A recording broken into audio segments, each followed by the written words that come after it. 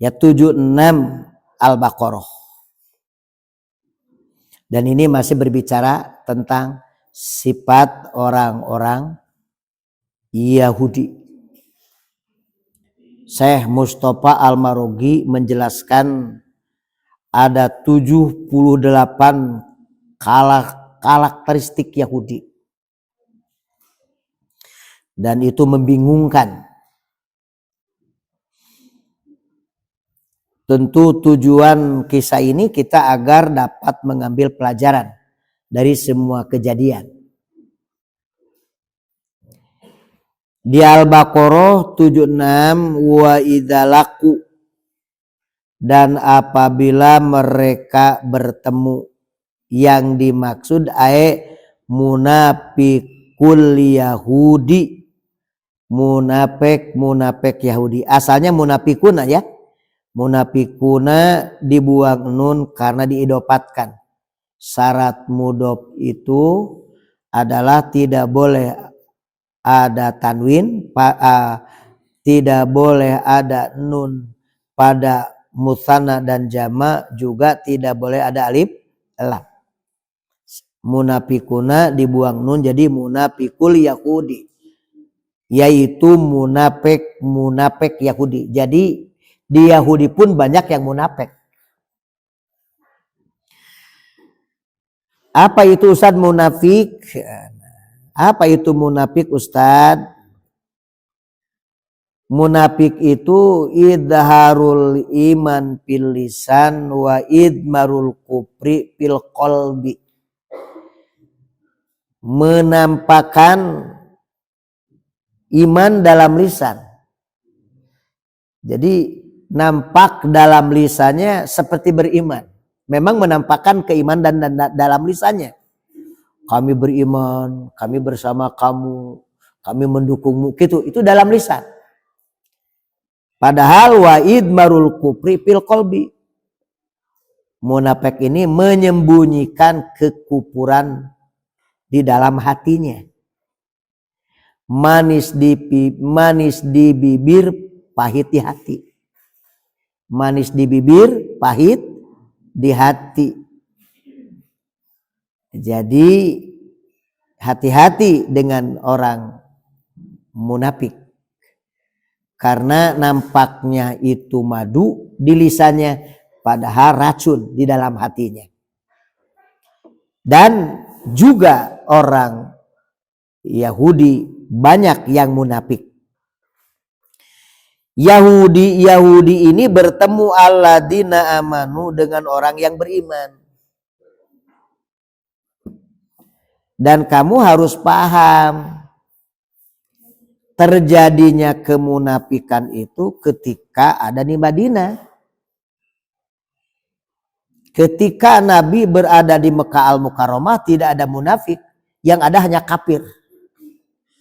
Jadi ketika di Mekah Al-Mukarramah hanya ada kafir karena orang kafir benar-benar menampakkan kekafirannya karena dianggap Nabi dan sahabat masih lemah. Jadi jelas menampakkan kekafiran. Sementara setelah Nabi di Madinah, Nabi kuat. Ya, Nabi kuat bersama sahabat-sahabatnya. Disitulah orang kafir tak berani menampakkan kekafiran. Termasuk kafir-kafir Yahudi juga tak mau menampakkan kekafiran. Akhirnya pura-pura. Nah, disinilah pura-pura di situ karena takut dia menampakkan iman dalam Islam, dia menampakkan Islam ya dalam lisannya, tapi menyembunyikan kekufuran di dalam hatinya. Nah, inilah hati-hati dengan sikap orang yang seperti ini. Karena suatu ketika menggunting dalam lipatan. Membahayakan orang seperti itu. Ini Yahudi karakternya seperti itu ya. Juga dengan teman sama. Mana teman yang baik. Maka ulah sok segala dicaritakan. Belum tentu dia itu orang yang betul-betul sikapnya sama dengan kamu. Hati-hati. Lebih baik kita menahan diri sebelum berkata. Ketika ucapan kita sampai pada yang lain, nah itulah bahaya. Paham ya? Hati-hati dengan munafik ini. Pelajaran buat kita. Qalu mereka berkata amanah kami beriman. Nah ini kalimatnya. Kata munafik Yahudi bi anna Muhammadan nabiyun. Kata munafik Yahudi bahwa Nabi Muhammad itu adalah nabi. Muhammad itu adalah nabi. Wa huwal mubasyiru bihi fi kitabina. Dan dia adalah pemberi kabar gembira. Ya, Nabi Muhammad itu pemberi kabar gembira fi kitabina di kitab kami, maksudnya di kitab Taurat. Memang di kitab Taurat itu telah dijelaskan akan ada nabi yang terakhir pembawa kabar gembira bernama Muhammad. Lalu kenapa mereka menikung begitu? Setelah tahu ternyata nabi yang ditunggu-tunggu itu bukan dari kalangan Yahudi, dari kalangan bangsa Quraisy. Nah inilah. Itu alasannya kami tak menerima Muhammad sebagai nabi karena Muhammad itu bangsa Quraisy bukan bangsa Yahudi, bangsa kami. Karena dari 25 nabi tentu 24 nabi dari bangsa Yahudi dan 1 dari bangsa Quraisy, Nabi Muhammad Shallallahu alaihi wasallam. Nah, pura-pura begitu. Jadi begitu bertemu dengan orang beriman, seperti orang beriman, loyalnya bukan main. Dan kita tahu di masa Nabi pun ada orang bernama Abdullah bin Ubay bin Sahlul. Dia tokoh munafik, sholatnya di belakang Nabi. Seperti wah, sahabat. Bayangkan sholat di belakang Nabi. Pertama, siapa yang menyangka kalau dia itu adalah munafik? Tapi di perang Uhud lah kelihatan kemunafikannya. Di mana dia membelokkan sebagian orang-orang yang masih belum kuat imannya untuk tidak ikut perang. Ngapain kita perang? Kalau perang kita terbunuh. Ya, harta kita dibagi-bagi, istri kita ditika orang lain. Ngapain? Ayo kita balik lagi. Ini salah satu terjadinya perang Uhud itu salah satu kenapa juga ada kekalahan pertama maksudnya. Karena akhirnya menang gitu. Itu boikot dari Abdullah bin Ubay bin Sahlul yang sholatnya di belakang Nabi. Hati-hati dalam perjuangan banyak yang orang yang pengkhianat seperti itu. Penjilat itu banyak. Ya, ketika ada maunya hanya memanfaatkan, memeras. Begitu dunungannya majikannya itu kolab, dia balik badan, menyerang. Nah inilah orang-orang munafik, hati-hati. Ya, diajar ya, belajar seperti itu. Bayangkan jumlah kaum muslimin di perang Uhud itu tidak lebih banyak daripada kafirin, juga ternyata ditikung ya oleh orang bernama Abdullah bin Ubay bin Sahlul. Itu tokoh itu. Hati-hati, belum tentu orang sholat itu orang baik. Bisa jadi itu munafik. Sholatnya hanya sosolatan. Ya. Wa idha khola roja'a baduh bila badin. Dan apabila mereka kembali atau dia kembali di sini. Apabila kembali ba'duhum sebagian mereka. Ila ba'din kepada sebagian yang lain, balik lagi ke kelompok mereka yang sama-sama munafik. Qalu mereka berkata ru'asa yaitu pemimpin-pemimpin mereka alladzina lam yunafiku, orang-orang yang tidak munafik, lima nafaqo terhadap orang munafik. Jadi di sini kita bisa lihat ya, orang-orang tidak munafik kepada orang munafik. Atuhadisunahum. Nah, ini orang yang tidak munafik, Yahudi tapi tidak munafik, bicara kepada Yahudi munafik. Apakah kamu menerangkan kepada mukminin tentang kepada orang mukminin bima fatahallahu alaikum, terhadap apa yang Allah terangkan kepada kamu, arrofakum, Allah memberitahu kamu fit Taurati dalam Taurat minati Muhammadin dari sifat Nabi Muhammad. Kamu bercerita tentang sifat Nabi Muhammad yang ada pada Taurat. Awas, hati-hati, jangan kamu bercerita.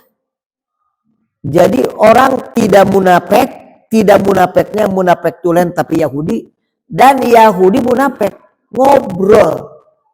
Kamu bertemu dengan Muhammad dan kamu ceritakan tentang sifat Muhammad di kitab kita. Gak boleh begitu kamu.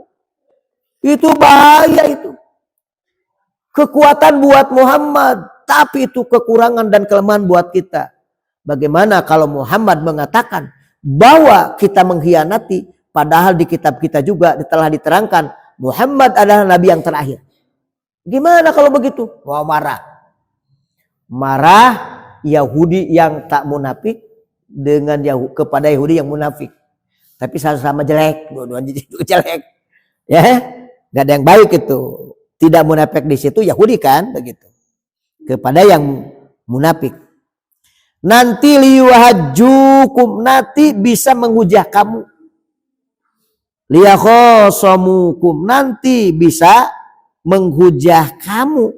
Bisa jadi nanti menghujah kamu.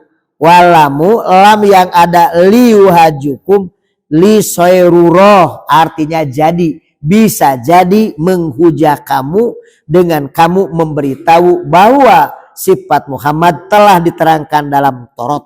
Nah, ini marah. Bihi, tentang sifat Nabi tersebut, inda rabbikum, di sisi Tuhanmu, fil akhirati, di akhirat. Wa yukimu, lalu mereka akan menegakkan alaikum, kepada kamu, al-huzzata, huzzah. Bitarki itibaihi, di dalam meninggalkan Muhammad, ma'ilmikum, disertai mengertimu bisidkihi, dengan kebenaran Nabi. Bagaimana kamu terangkan tentang sifat Nabi yang ada pada Taurat, lalu kamu tinggalkan Muhammad itu tadi ikuti oleh kamu, padahal kamu yakin Muhammad itu benar adanya sebagaimana dalam Taurat. Bagaimana kalau ketahuan? Nah, ini masalahnya. Mereka juga tidak mau ya ketahuan perbuatan-perbuatannya. Tapi yang namanya munafik ya munafik lah. Dimanapun seperti itu. Hati-hati. Jangan sampai terjebak dengan manisnya mulut. Tapi ingat, hatinya manis, lisannya manis bagaikan madu. Tapi hatinya pahit bagaikan empedu. Betul.